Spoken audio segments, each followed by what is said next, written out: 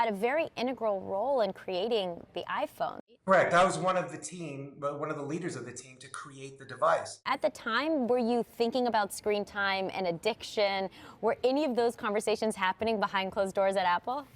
Absolutely not. We were just taking something that people used on a regular basis, their laptops, their phones, what have you, and putting them together. We never thought that this was going to be what it is today.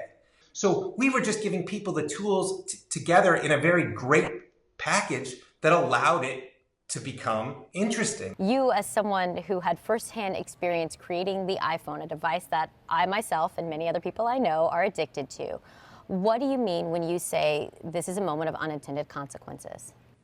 Well, if we look back 11 years ago was the introduction of the iPhone. And now we have a device and devices in our pockets at all times, right? That are usually on our bedstands too. So when you put all of these things together, this is the unintended consequences that allow these products to become so important in our lives that it's hard for us to put them down. This is definitely a Silicon Valley-sized problem. How do you fix it? To know you're addicted, you have to have some kind of way to measure what you do. We have scales for our physical life. We can weigh ourselves. We have no scales for our digital life. The companies like Apple, Google, Facebook, all these, they collect all this usage information. They know what we're doing, but we don't have that information back. So that we can then basically have a scale for our digital life to tell us what we've done, right? So then from there, then we need controls to allow us, just like we do in the physical world, to set goals or less gaming or more gaming, but we need those tools and controls at the operating system level and hold the app developers accountable to allow us to have control over those apps.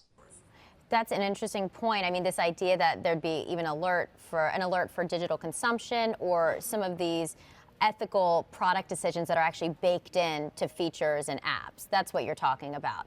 Exactly. And some people won't want any of them, and some people will. How do you negotiate the business decision and also the ethical obligation? Give the tools to the people who want them, who think they need them, and to try them. And yes, maybe they're going to spend less time, but maybe these people are going to be more healthy and live longer. So they're going to actually buy more devices for another 10 years. But until we have these tools and controls, there are things that we can do as individuals. Would you put a bottle of alcohol next to your kid's bed? No, I wouldn't. I wouldn't, Tony. If you leave them with devices all night long in their bedroom, isn't that almost the same? But the difference is we didn't realize that our smartphone was the equivalent of a bottle of alcohol. We didn't realize it was the equivalent of cigarettes until we all just started talking about this in the last year. And I think that's the realization that we're now having. And this feels like uncharted territory. Correct. But there are simple things we can do. Don't allow screens at the table when you're eating. Teaching kids about addiction. Is it too late to put the genie back in the bottle? No, it's never too late. We have to be optimistic. We need to learn about these unintended consequences and figure out ways to mitigate them and to help us learn a new way of, integrating these into our lives. I know Steve Jobs was your mentor. What do you think he'd think about this moment?